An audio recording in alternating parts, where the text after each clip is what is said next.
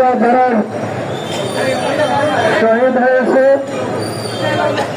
যারা চোখ দিয়েছে, হাত দিয়েছে, পা দিয়েছে, এরপরে আমাদেরকে আজকের এই নতুন বাংলাদেশ এনে দিয়েছে, আজকে তাদেরকে গভীর শ্রদ্ধার সাথে স্মরণ করছি। ধন্যবাদ। আসলে জুলাই বিপ্লব একটি ঐতিহাসিক বিপ্লব, যে বিপ্লব আমাদেরকে নতুন বাংলাদেশ উপহার দিয়েছে,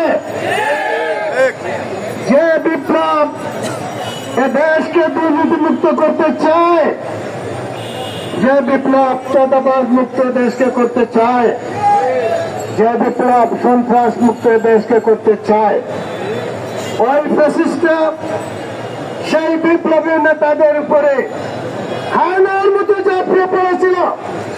তারা মনে করেছিল এদেরকে শেষ করে দিবে, কিন্তু এদেশের জনগণ, ইসলামী শক্তি, দেশপ্রেমিক শক্তি এখনো বেঁচে আছে, মরে যায় নাই।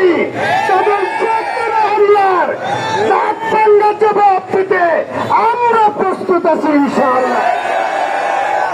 তাই জুলাই বিপ্লবে এই নেতৃত্ব দানকারীদেরকে আমরা বলছি, তোমরা এগিয়ে চলো, এই দেশবাসী, সিলেটবাসী তোমাদের সাথে আছে ইনশাআল্লাহ। আমার বন্ধুগণ, আমি কথাটা বলতে চাই, এই জুলাই বিপ্লবে আমরা এই দেশের শক্তি পরে সবাই ঐক্যবদ্ধ ছিলাম, কথাটা ঠিক কিনা বলেন?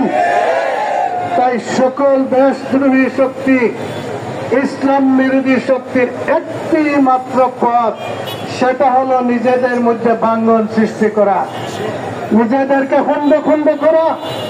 নির্বাচন হলে তো দাঁড়াতে হবে একজন পক্ষে একজন বিপক্ষে, সেটা ভিন্ন জিনিস, কিন্তু এই দেশকে রক্ষার জন্য আমরা ঐক্যবদ্ধ ছিলাম, এই দেশকে উদ্ধারের জন্য আমরা ঐক্যবদ্ধ ছিলাম, ভবিষ্যতেও আমরা ঐক্যবদ্ধ থাকবো ইনশাআল্লাহ।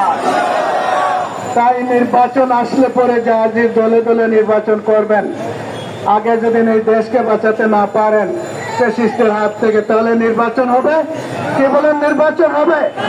তাই এই দেশকে রক্ষার জন্য ওই জুলাই বিপ্লবের হাতিয়ার এবং জুলাই বিপ্লবীদের রক্ষা করার জন্য প্রয়োজনে গোটা দেশবাসীকে সাথে নিয়ে আমরা রক্ত দিব, এবং এই দেশ এবং এই বিপ্লবকে কেন টিকিয়ে রাখতে পারবেন হাত তুলেন, আমরা দেখতে চাই।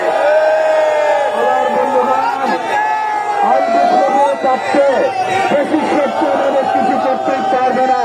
আমি সবাইকে ধন্যবাদ জানিয়ে আমাদের আজকের বিপ্লব মিছিলে অংশগ্রহণ করা আহ্বান জানিয়ে আমার কথা শেষ করছি।